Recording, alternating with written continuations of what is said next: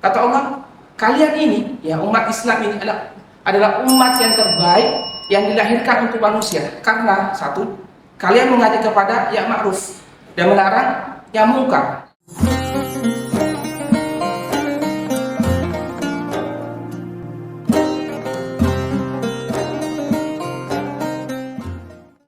Assalamualaikum warahmatullahi wabarakatuh. Alhamdulillahirabbil alamin. Wassalatu wassalamu ala Rasulillah wa ala alihi wa sahbihi wa man wala. Amma ba'd. Hadirin wal hadirat, kaum muslimin dan muslimat serta sahabat istamada dimanapun berada yang kami muliakan. Alhamdulillah, kembali kita dipertemukan di acara ini di bulan yang penuh berkah ini bersama orang-orang yang insyaallah diberkahi semua oleh Allah Subhanahu wa taala. Memasuki hari terakhir bulan Ramadan ini, marilah kita sejenak mengoreksi diri, mengevaluasi, merenungkan bahwa segala bentuk ibadah yang kita lakukan mulai dari awal Ramadan sampai akhir Ramadan ini, apakah kualitas, apakah kuantitas ada perubahan. Nah, dalam pertemuan awal kita sudah pernah membahas apa saja harus kita persiapkan di awal bulan Ramadan. Masih ingat ada 4 hal yang harus kita persiapkan. Yang pertama adalah ruhiyah kita, yang kedua fikriyah kita, yang ketiga jasadiyah kita, dan keempat adalah maliyah. Kalau 4 hal ini sudah kita siapkan, maka Ramadan sebagai lembaga pendidikan, Ramadan sebagai madrasah, di dalamnya ada proses belajar mengajar, di dalamnya ada ta'lim harus bisa melakukan perbaikan-perbaikan dalam segala hal, termasuk memperbaiki diri kita dari yang tidak baik menjadi baik, yang sudah baik menjadi lebih baik lagi. Dan itu bisa kita lihat dari perubahan-perubahan dalam kehidupan kita sehari-hari. Nah, bagaimana perubahan itu bisa kita lihat? Ada 5 hal yang bisa kita perhatikan di dalam diri kita. Yang pertama adalah perubahan spiritual, yang kedua perubahan mental, yang ketiga perubahan intelektual, yang keempat perubahan fisik, dan yang kelima perubahan sosial. Mari kita jelaskan satu persatu. Yang pertama, perubahan spiritual. Dari hati yang gersang, hati yang kering, hati yang kacau mungkin ya, karena jauh dari Allah ya, jarang mengingat Allah, menjadi hati yang damai, tentram, tenang karena ingat Allah selalu. Mungkin di awal Ramadan atau sebelum Ramadan itu jalan ke masjid ya. Mungkin di awal Ramadan ya, mungkin jarang berjamaah, jarang sholatnya sering bolong-bolong.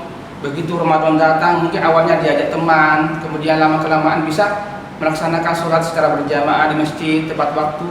Ini suatu perubahan yang luar biasa. Kalau bisa diistiqomahkan sehingga kita bisa mendapatkan ketenangan dalam yang selanjutnya, hari-hari selanjutnya. Nah, perubahan yang kedua adalah perubahan mental. Dari sikap acuh tak acuh terhadap kemungkaran menjadi sikap yang punya kepekaan terhadap kemungkaran. Kita tidak bisa membayangkan apa jadinya negeri ini jika umat ini tidak ada yang melakukan amar ma'ruf nahi munkar. Padahal Allah Subhanahu wa taala memuji umat ini, umat Islam ini dalam Al-Qur'an surat Al-Imran ayat 110. Kuntum khaira ummatin ukhrijat linnas ta'muruna bil ma'ruf wa tanhauna 'anil munkar. Kata Allah, kalian ini ya umat Islam ini adalah umat yang terbaik yang dilahirkan untuk manusia. Karena satu, kalian mengajak kepada yang ma'ruf dan melarang yang mungkar, dan yang ketiga, kalian beriman kepada Allah Subhanahu wa taala. Jadi 3 poin ini harus ada pada diri seorang muslim.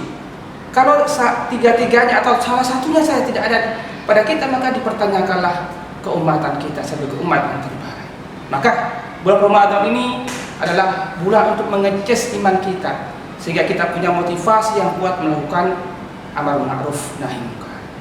Dan yang ketiga, perubahan intelektual dari pemikiran yang fana, pemikiran yang orientasinya selalu dunia, menuju pemikiran yang bakok, pemikiran yang ukhrawi, bahwa hidup ini tidak selamanya di dunia.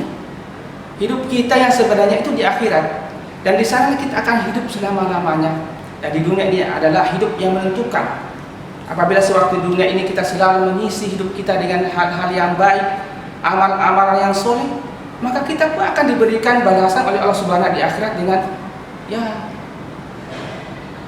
surganya, dengan kenikmatan. Sebaliknya apabila sewaktu dunia ini kita selalu mengisi kehidupan ini dengan hal-hal yang dimurkai Allah, hal-hal yang tidak diridhoi Allah, kemaksiatan dan sebagainya, maka Allah pun akan memberikan balasan di akhirat dengan apa? Kesengsaraan, penderitaan, naudzubillah. Itu nerakanya Allah Subhanahu wa taala. Jadi yang keempat adalah perubahan fisik. Dari tubuh yang sakit-sakitan, tubuh yang lemah menjadi tubuh yang kuat, bugar, sehat. Karena sumu tasihhu, kata Rasul.